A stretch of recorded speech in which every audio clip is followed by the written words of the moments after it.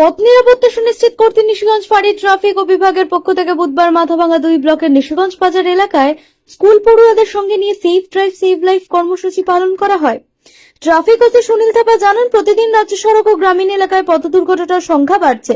বেপরোয়া গতিতে গাড়ি চালানো এবং 18 বছরের নিচে কিশোরদের হাতে মোটর বাইক চালানোর প্রবণতা এর অন্যতম কারণ।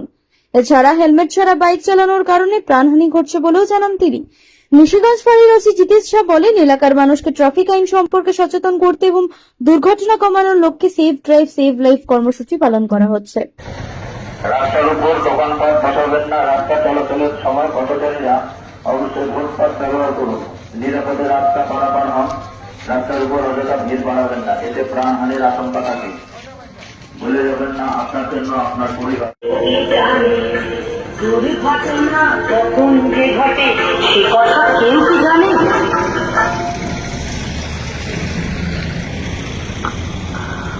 Save drive save life, save drive save life. Cooch Behar জেলা পুলিশ ও নিশিগঞ্জ ট্রাফিক বিভাগের পক্ষ থেকে একটি বিশেষ ঘোষণা। Save drive save life. Motor bike চালানোর সময় সর্বদা হেলমেট ব্যবহার করুন। 4 চাকা গাড়ি চালানোর সময় সর্বদা সিট বেল্ট ব্যবহার করুন।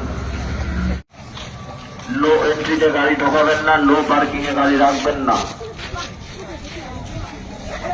ট্রাফিক নিয়ম মেনে চলবেন। সর্বদা ট্রাফিক পুলিশকে সহায়তা করুন। রাস্তার দুধারে টোটো রাখবেন না।